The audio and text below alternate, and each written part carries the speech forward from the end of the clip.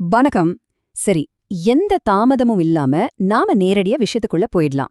ஆயிரக்கணக்கான வருஷங்களோட ஒரு பிரம்மாண்டமான வரலாற்று பயணம் எப்படி ஒரே ஒரு பொன் இழையால ரொம்ப அழகாக பின்னப்பட்டிருக்கு அப்படிங்கறத நாம இன்னைக்கு அலச போறோம். இது வெறும் வரலாறு கிடையாதுங்க. படைத்தவருக்கும் படைக்கப்பட்ட மனித குலத்துக்கும் இடையிலான ஒரு மாபெரும் உடன்படிக்கை பயணம். நாம சேர்ந்து இதை எக்ஸ்ப்ளோர் பண்ணுவோமா?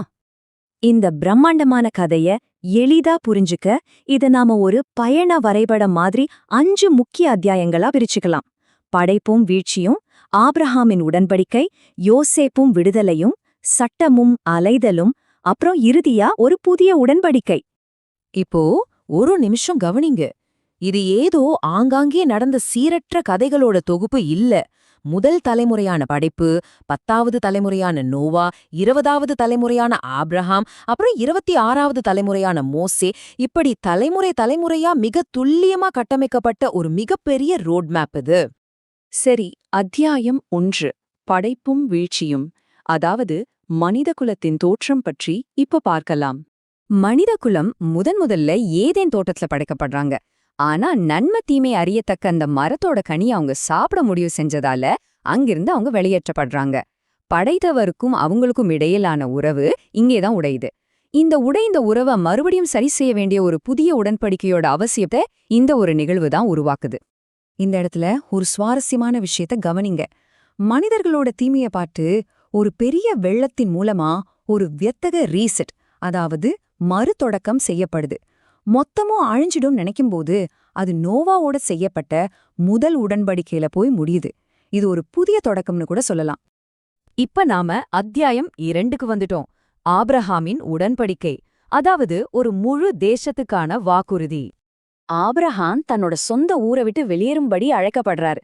அவரும் மூலமா ஒரு பெரிய தேசம் உருவாகணும், பூமியில உள்ள குடும்பங்கள் எல்லாமே ஆசிர்வதிக்கப்படணும்னு ஒரு வாக்குறுதி கொடுக்கப்படுது. கொஞ்சம் யோசிச்சு பாருங்க, தன்னோட 75வது வயசுல தான் அவருக்கு இந்த அழைப்பே வருது. இனி வரப்போற ஒட்டுமொத்த வரலாற்று பயணத்தையும் முன்னெடுத்து செல்ல போற ஒரு அடிப்படை உடன்படிக்கை இதுதான். இதுல ரொம்ப முக்கியமான பாயிண்ட் என்னன்னா, இது ஏதோ தற்காலிகமான ஒரு அக்ரிமெண்ட் கிடையாது. இது தலைமுறையா தொடரப்போற ஒரு நித்திய உடன்படிக்கை.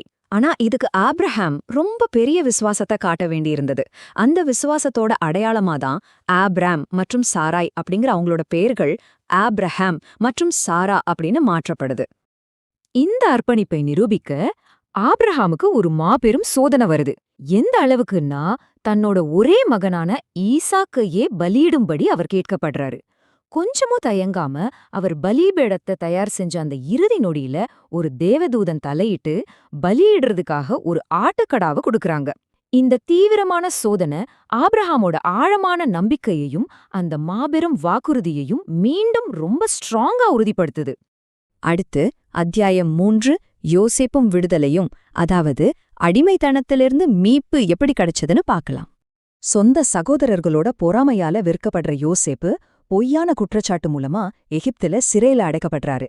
என்னடா வாழ்க்கை இதுன்னு நினைக்கிற நேரத்துல வரப்போற கொடிய பஞ்சத்தை பத்தின ஃபார்வோனின் கனவுக்கு அவர் ரொம்ப சரியா விளக்கம் கொடுக்கறாரு.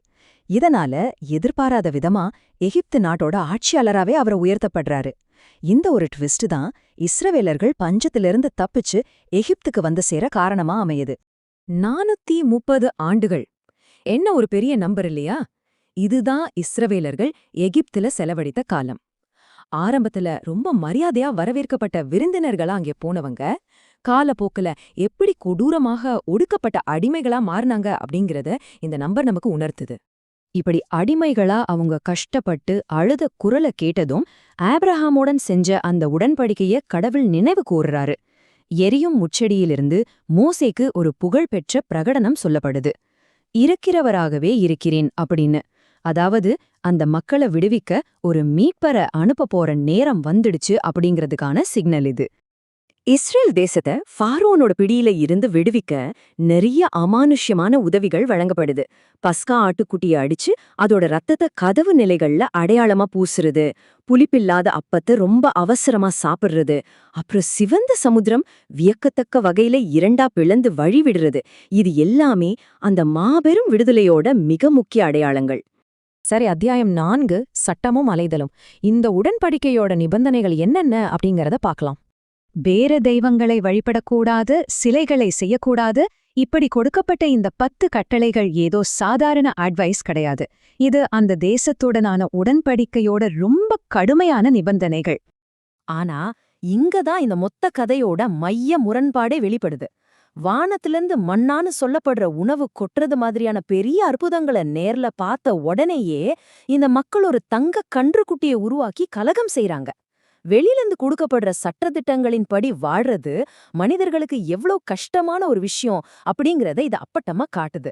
மறுபடியும் ஒரு முக்கியமான எண் 40.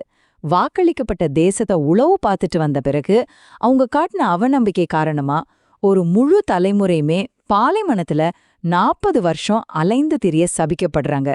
சின்னதா வந்த ஒரு அவநம்பிக்கை எவ்வளவு பெரிய விளைவை ஏற்படுத்தியிருக்கு பாத்தீங்களா? இப்ப நாம அத்தியாயம் 5க்கு வந்துட்டோம். ஒரு புதிய உடன்படிக்கை, அதாவது இதயத்தின் மாற்றம். பழைய உடன்படிக்கை அப்படிங்கிறது கற்பலகைகள்ல எழுதப்பட்ட வெளிப்புற சட்டங்களாதான் இருந்துச்சு. அதனால மக்கள் அதை தொடர்ந்து மீறிக்கிட்டே இருந்தாங்க. ஆனா எதிர்காலத்துல வரப்போற புதிய உடன்படிக்கை எப்படிப்பட்டது தெரியுமா? அது மக்களோட இதயங்கள்ல நேரடியாக எழுதப்பட போற ஒரு உள்நில மாற்றம். இது வெறும் சட்டம் கிடையாது, இது ஒரு மாபெரும் ஆன்மீக புரட்சி. இந்த வரலாற்று பயணத்தோட துல்லியத்தை கொஞ்சம் கவனிச்சு பாருங்க. ஆபிரஹாமிலிருந்து தாவீது வரை 14 தலைமுறைகள், தாவீதிலிருந்து பாபிலோன் சிறையிருப்பு வரை 14 தலைமுறைகள், அப்புறம் அங்கிருந்து வாக்களிக்கப்பட்ட கிறிஸ்து வரைக்கும் மீண்டும் 14 தலைமுறைகள். ஆபிரஹாமுக்கு கொடுக்கப்பட்ட அந்த முதல் வாக்குறுதி எப்படி ஒரு மேசியாவின் வருகையோட ரொம்ப பெர்ஃபெக்ட்டா இணையறது அப்படிங்கறத இந்த துல்லியம் அழகா காட்டுது. கற்பலகைகளிலிருந்து மனித இதயங்களுக்கு மாற்றப்பட்ட இந்த புதிய உடன்படிக்கை உலகத்தை எப்படி முழுசா மாற்றியமைக்கப் போகுது?